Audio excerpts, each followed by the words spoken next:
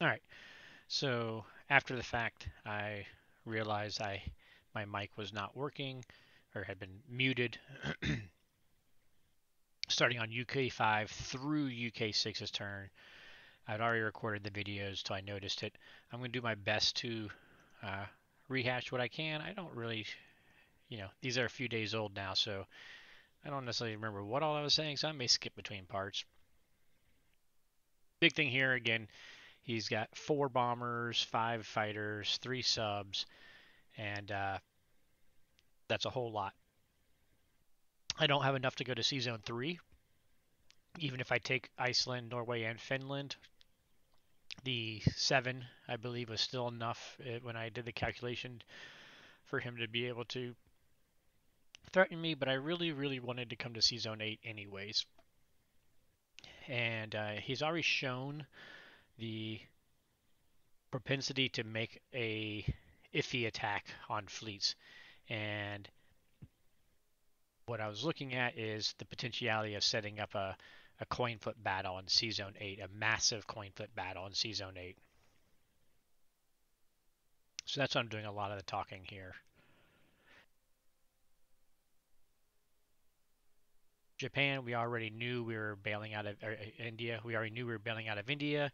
With him moving his units over here, his German units over, that's going to complicate things a little bit because we have to have enough in Persia to survive um, the 311, but also his 4 bombers up there can hit Persia.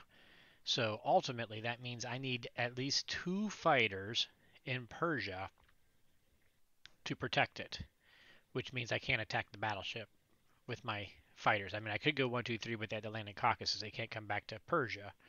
I could come down with my fighters and they go to Persia, but then I couldn't go to C Zone 8, and I need them in C Zone 8 to move to C Zone 8. So ultimately, all of that's just kind of saying that we're adding up to the fact that the battleship's going to continue to live again another round. And if y'all have seen a few of my games, I I don't get too stressed about the battleship transport living.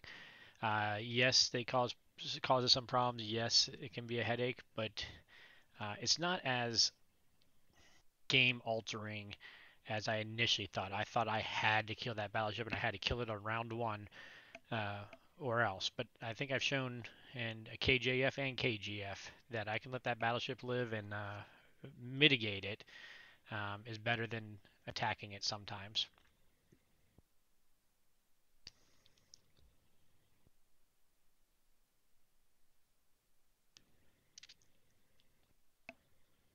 I think here I was just talking about how again he's focusing down south and leaving a weakness to the north and central part of Japan.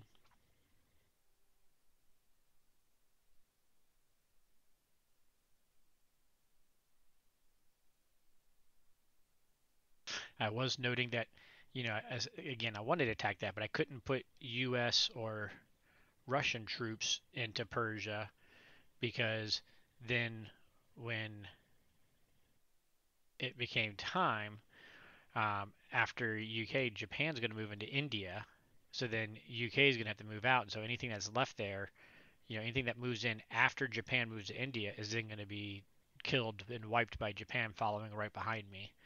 So I couldn't any Russian or U.S. units left in Persia were going to get wiped by Japan afterwards. So that's why I could not move those fighters or those tanks down there to help out.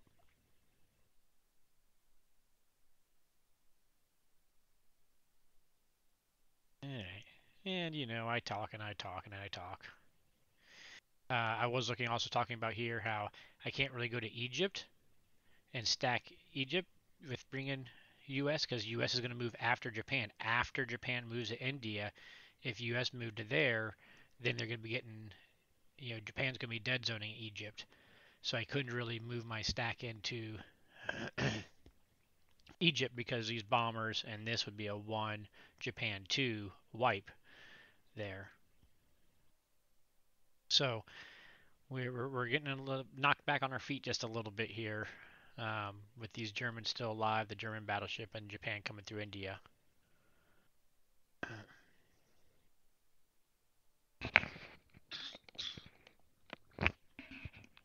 apologize. I can't seem to completely kick this little cough I've been having. This is the other thing. He moved them into the dead zone. All right. I had set everything up to intentionally dead zone Baltic especially. Poland was a weaker dead zone, right? Because I had one less infantry that could come there at least. But um, he's going for it. So he put it in Baltic, which is really into a dead zone. I can't let him just move into a dead zone and not do something about it. So here's me bringing up the calculator just to show you what it looks like. And as you can see, that's all the numbers in there. It's a rather profitable battle for me at high odds. So it's one of those things I can't do, cannot, excuse me, cannot not do. But one thing to note, it's going to leave me with 3 tanks and 3 artillery left. And when we get back to the game, I'll jump up a little bit. He built 5 tanks plus all that air plus the 3 infantry, so he's going to turn around and wipe me right back out if I do the take. So this is going to be a bam, bam, bam, bam. But not the same. But I do have these guys that I can move into range plus a build, and continue to go back and forth with Germany.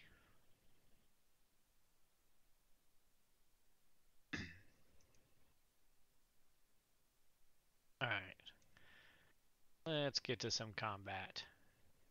Oh, my purchase first here is 3 destroyers. 1 for India to block him from shooting across with his 4 transports. And 2 for C-Zone 8. And that's a sad build for UK. I did not like, if you know me, I do not like building destroyers in a game where there's not going to be a big fleet battle. I don't like building guys like that. But I wanted to tempt him into this. And you're going to notice I'm only going to put 1 transport in this whole stack because I know it's a 50-50 and I know how my dice have been lately, it seems like. So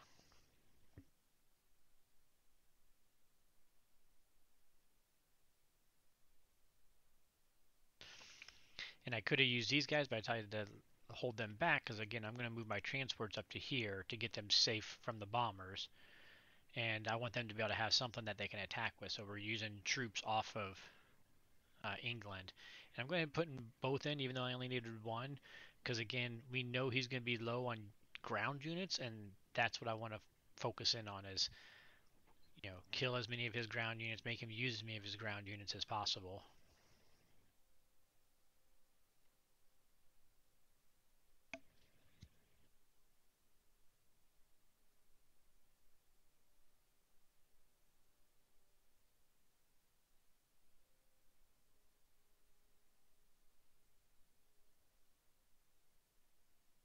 Da, da, da, da.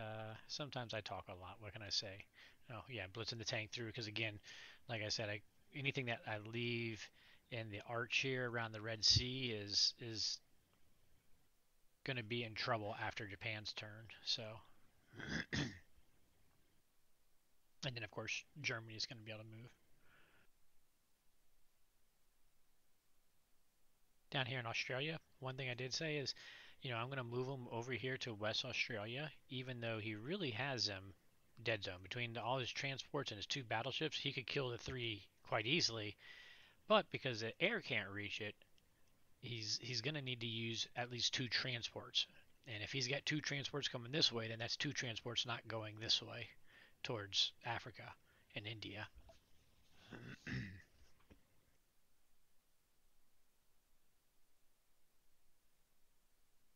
Da, da, da, da, da, da, da, da, da. Oh, yeah, I started to play with the idea back here in Egypt of, well, what if... But you'll see I changed my mind back again.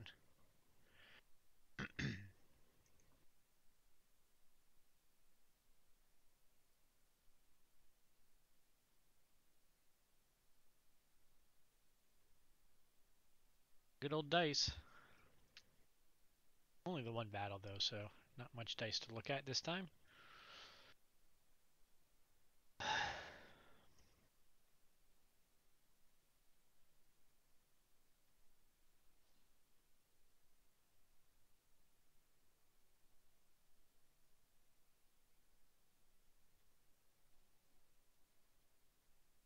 And another miss.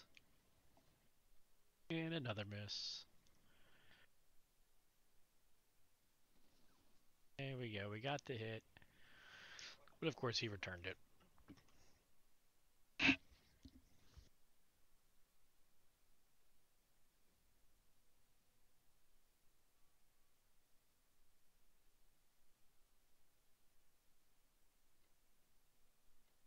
So yeah, so here we go. Moving everything into C Zone 8. Except for the transports. We're moving all the transports to safety.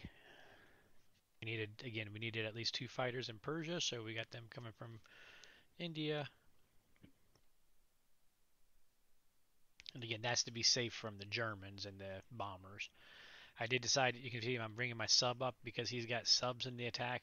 I'm realizing we're just going to need all the fodder we can get up here as well. Just get it on up there.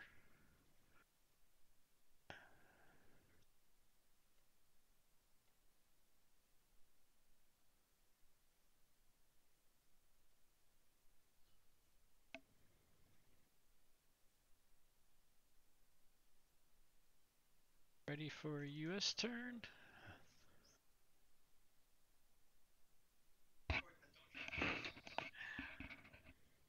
And here we go. Here's US.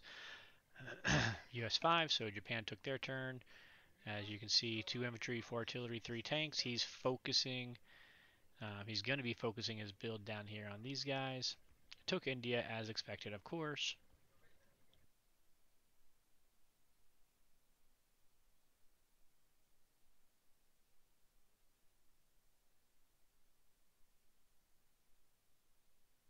And just talking about how Japan, he's got 1, 2, 3 transports that can all hit there, plus the battleships. Not sure why he's got his fighters sitting over there instead of on the carriers. I just noticed that now. I think I assumed that the fighters were on the carrier too when I was doing this. Them sitting there doesn't really help unless he was just wanting to be able to come back that way with a 1, 2, 3.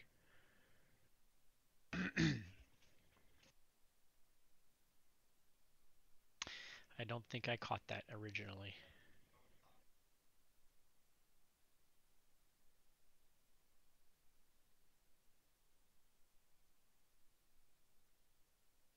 And yeah, he killed, traded that, killed the Vinkai's guys, but I kept the territory, so yay.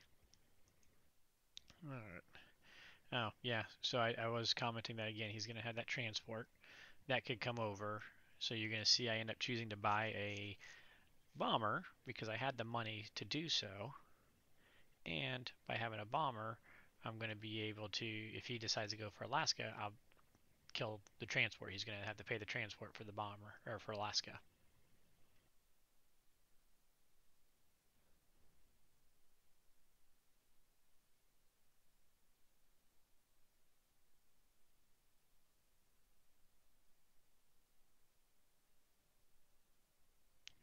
If I remember right, I'm not sure that I have any attacks that I did this turn.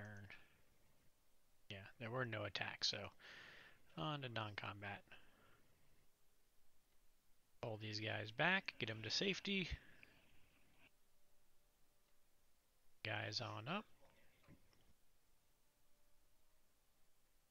I thought about moving the tank to Northern Africa, but I got more units in the south, so I ultimately decided he'll be better off utilized in the south.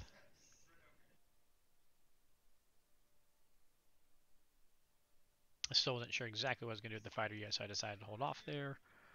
Again, bringing our subs up for fodder and loading C Zone 8. Move transports over. I wanted to be careful here too. You're going to see I moved the transport all the way up, I believe, as well. Because again, he's got 4 bombers and I've got 4 units, and he's shown the ability to attack. So just having 1 transport in there was my decision.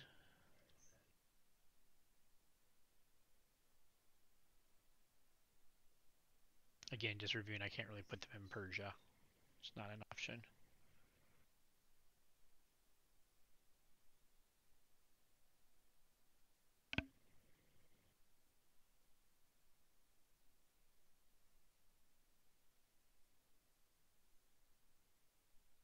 I was making note I could fly them over there if I wanted to bring this transport or bring this fighter back, but I decided to put that fighter back here with the carrier to protect from those bombers.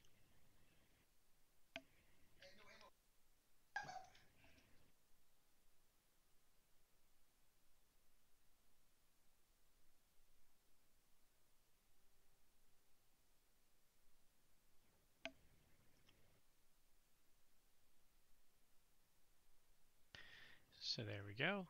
Oh, I thought I put one transport in there. I guess I decided not to have a transport in there at all. Switching over to my defense because I know he could go for it and I want my maximum defense profile. So in other words, carrier before fighters. Because again, we're just putting it, this is basically a toss-up between his units and the fleet here.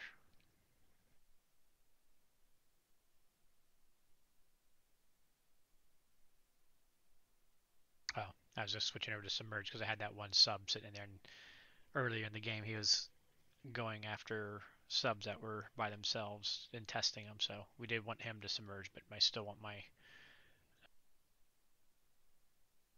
carrier first. So again, putting that bomber down, so if he decides to go for it, we'll take him out. What's going on over here? So yeah, so I didn't put a transport there. I left the guys back, and that way there was no risk of a transport if he decided to go for wiping.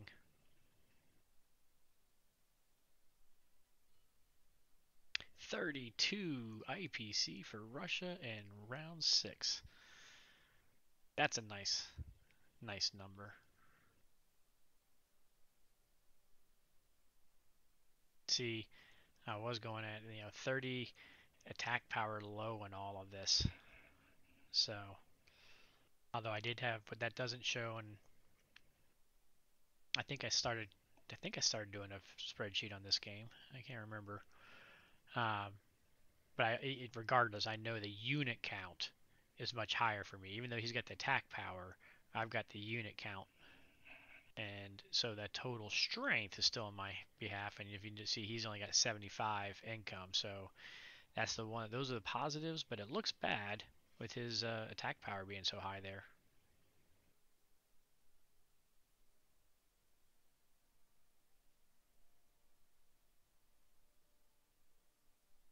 I was just double checking how much I'm going to be getting next turn.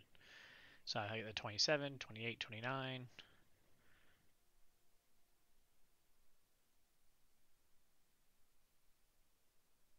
For sure, and then we're going to be attacking that too, although we're thinking about maybe doing a strafe there.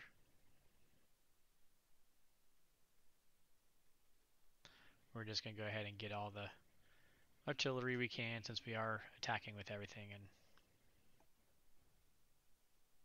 just get our max build.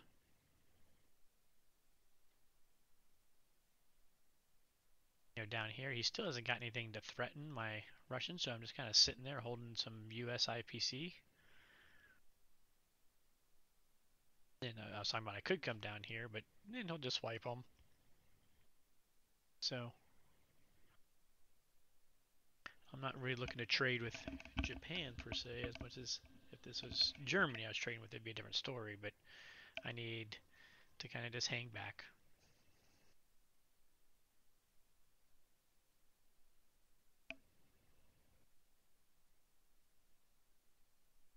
The battle that makes me nervous.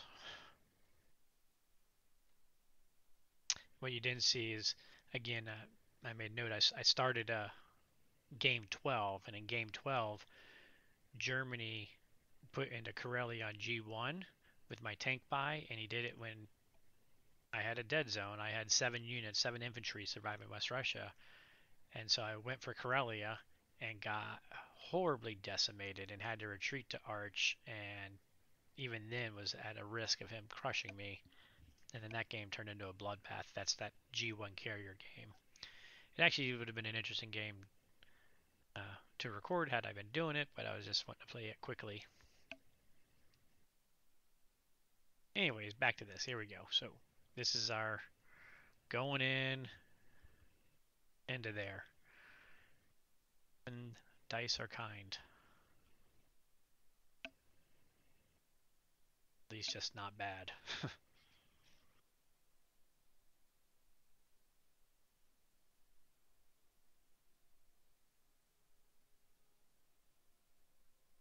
Average finish is with 3 artillery and 3 tanks, I believe.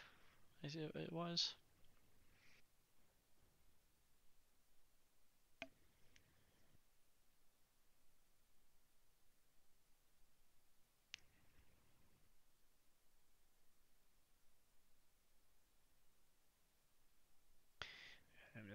I'm gonna let it play out so we can get us get the dice. This one. He does have that AA in there too. It's always scary using your 2 Russian fighters against an AA.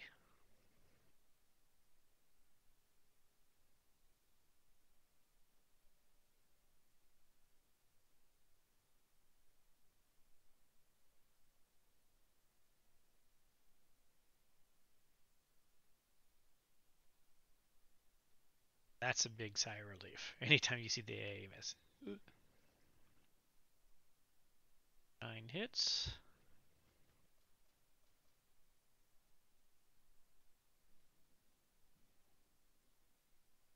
Back. I did have the total unit advantage going into it, so he's got 9 left. I've got 13 ground left plus my 2 air, so it's good enough to go ahead and give it another roll. Out 4 of them.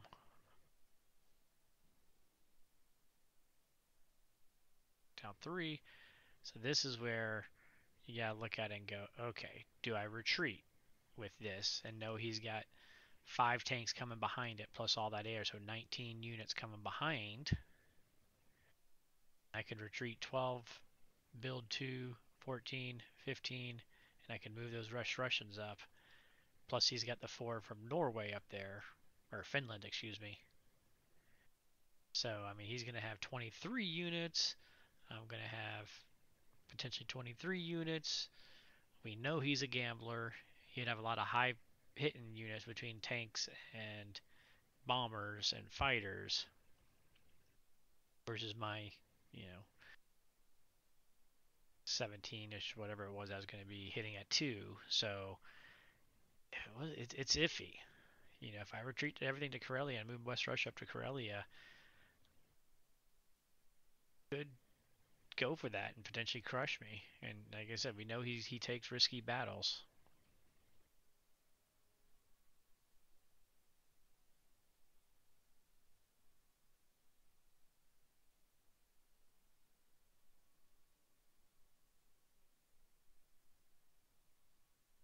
This is me just pointing out he's only got what 14 ground units. If we were to take out the Baltic, he'd only have 14 ground units there. So we decided to go for it. Got our 5 hits. He got 3 hits back.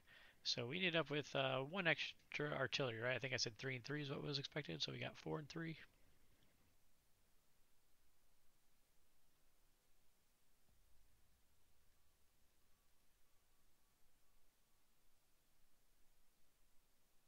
So out of impulse, I decided to go ahead and throw the AA in there, make it painful for him.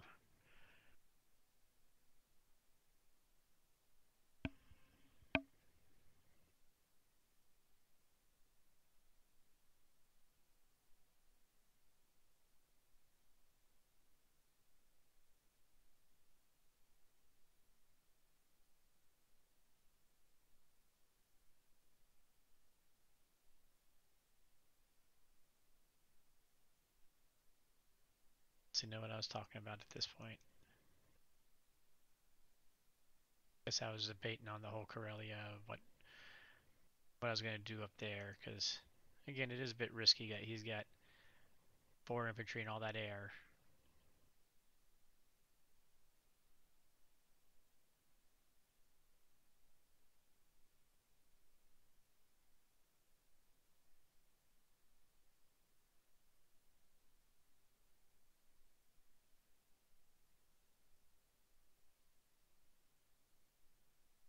So we're putting 12 units up there. The other thing we got to be mindful of is, this is Russia 6, Japan 6. We expect him to come into Persia.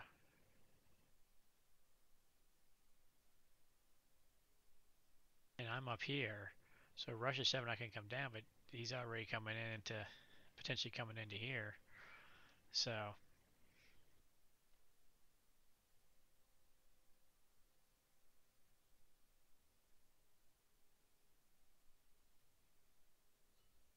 the good news is, I mean, we had the 8 units that were in there. We had the 8 units that were in Moscow coming to West Russia. So, oh, that's restarting. Let's go to UK6. Last one. There's actually a UK6 got broken into 2 videos, so I'll have to adjust in there. So, right off the bat here we can see Germany changed quite a bit. So just check this out. He's down to 4 bombers and a fighter. So he attacked Sea Zone 8 and he attacked the Baltic. He went for both of them and he bought 2 more subs. So he was a very aggressive attack. You know, if he had just sent everything to Baltic, he would have wiped them out. But instead, you know, he sent a stack over to France. And here you can see we lost 30 IPC. He lost 40 plus 18, 58 IPC. The big thing, 4 fighters lost there. And then in the Baltics down here, you can see I lost 4 artillery plus the AA is 21, 27 IPC. He lost 12, 24, so 36, or excuse me, 9 and 24, so 33. So this was a fairly even outcome.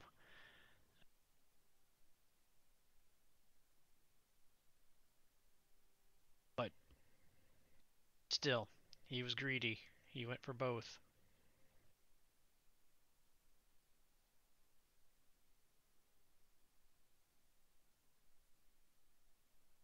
And then, yes, he, of course, did his whole take Caucasus again. Understandable.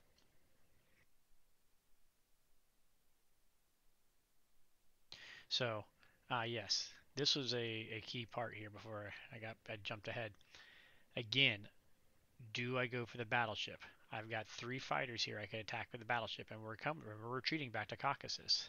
But he's got this German set of 5 guys here. Do I use my 3-1 tank and my 3 fighters to wipe out these Germans so that the Germans don't just pick up extra money when I'm trying to crush them back here? Ultimately, what I do talk about is the fact that, you know, Germany getting IPCs is better than Japan getting African IPCs in most games. But my bigger thing is if he moves 3 and then moves Japan on top of it, and then he moves 3 and then moves Japan on top of it, U.S. is going to have a hard time dealing. Those U.S. troops in Africa are going to have a hard time dealing with that double stack. So the quick version is ultimately I decide to let the battleship live again as I continue to just let him transport on up.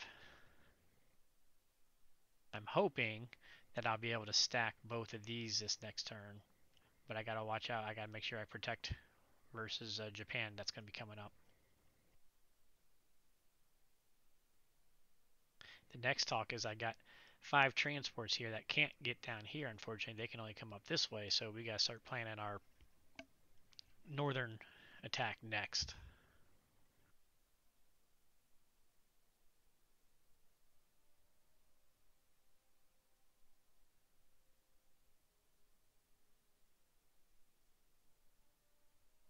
I was doing some count on some of the units and his units coming, Japan coming up, and figuring all that out. Setting up here.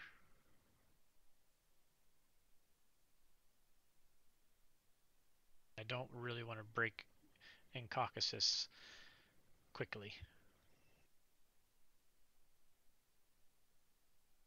Good news is coming up to Sea Zone 3 is 1, 2, 3, 4 that the fighters, these 4 fighters are gonna could come back down. Oh, what I was talking about there, let me jump back real quick, is I could stay in Sea Zone 8 and go up there. I could try and stretch myself really thin, but that would, again, that would make it really a 50-50 toss up here or here.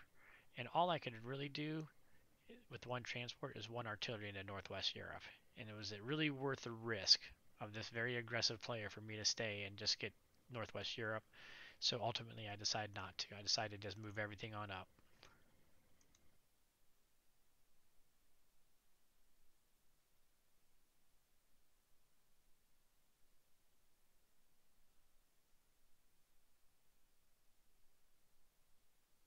Go. We're gonna build our infantry in there.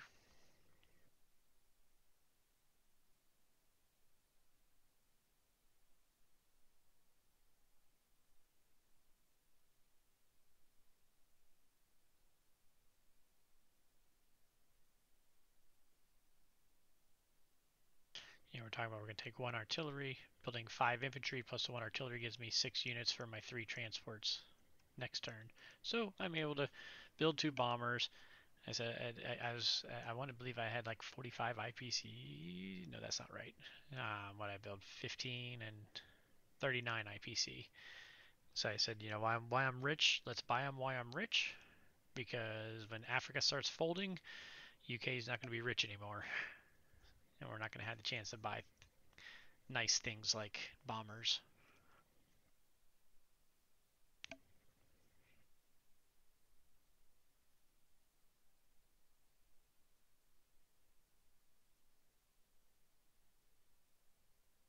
So I went back and forth forever on, do I attack the battleship or do I attack TJ? Battleship TJ, battleship TJ.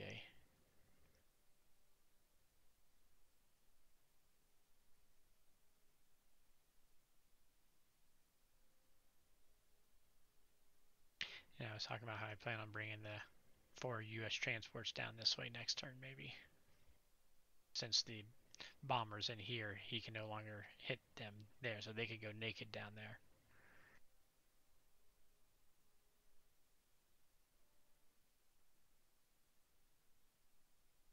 Okay, so there's where I decided to go with TJ. We're going to take out Iceland.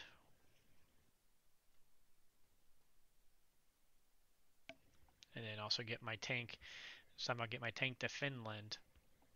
Since I had 3 transports, I could do 1 infantry and 1 artillery, and then the 1 tank over here again to get the tank getting quicker down this way as possible. I want to get as many. That's one of the things I talked about. Is I needed to focus on getting units to the center of the board as Japan starts to become a threat.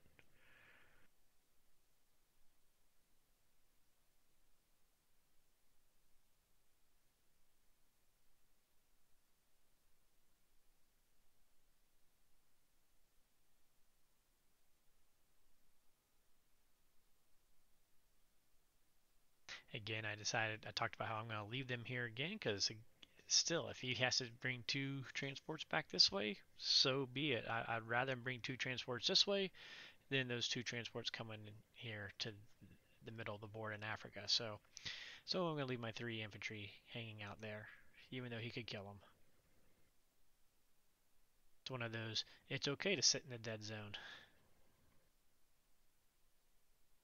So Iceland is very important, because if I don't take Iceland, it's going to get really thin for the U.S. to take both Norway and Iceland, and then we have that extra fighter sitting down there. Oh, and this is where my computer locked up. So we're going to switch to the next video.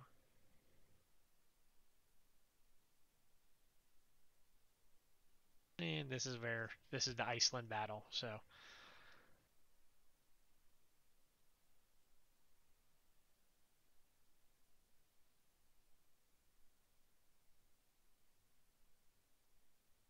I think I was just talking about why it was important that we win this, and that it'll make the season 3 iffy if I don't take it, and that one fighter he has still living could make a difference. And it'll determine how many fighters I can land in season 3 and if I can move any straight ahead to West Russia instead. Come on. Hit that roll of the dice. Start the battle.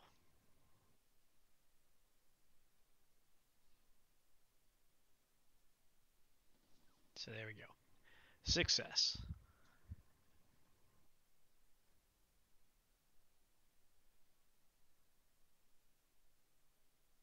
Da, da, da.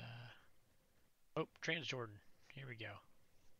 A nice big 5 hit right off the bat on the first round of dice with only 2 back. So Train to Jordan went well.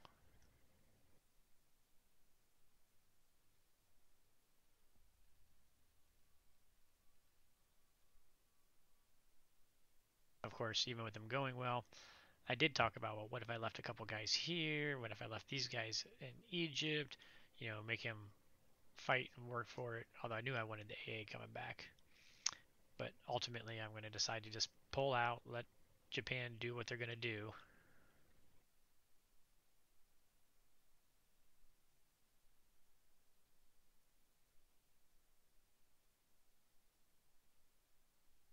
Da, da, da, da, da. Decide, putting the sub in C Zone 8, I can get any which way I want. I thought about coming back this way because he's got this destroyer sub heading up. So I thought about coming down here to contest them, but I really had no air force to go with them. So what was the point? So ultimately,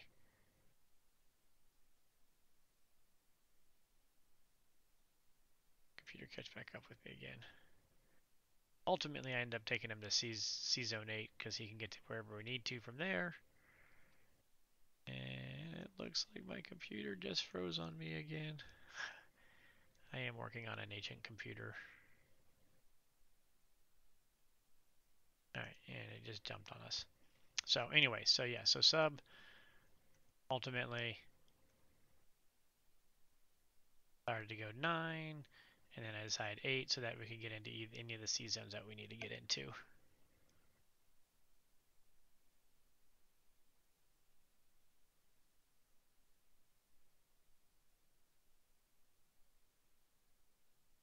I am flying. Oh, I almost missed that he had those 2 Japan bombers. I can go 1, 2, 3, 4, 5, 6 because I was going to take 3 fighters there and just have 1 fighter, 1 carrier there. Last second, I realized, oh, we need to go over there. So we end up putting 3 fighters, 2 carriers up in C Zone 3, and just 1 fighter over. Because again, these fighters are going to be able to fly to Caucasus anyways. Next turn. So, but I almost missed that. I almost let him wipe out those transports with his bombers.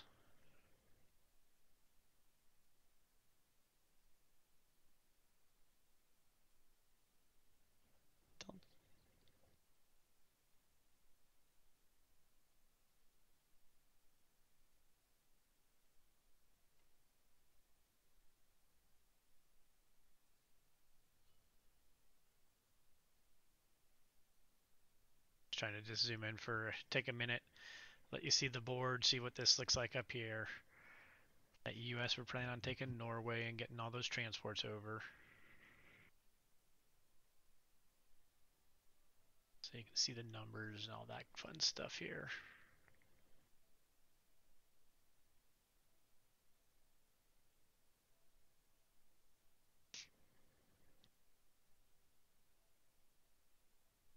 Down here is this side of the board.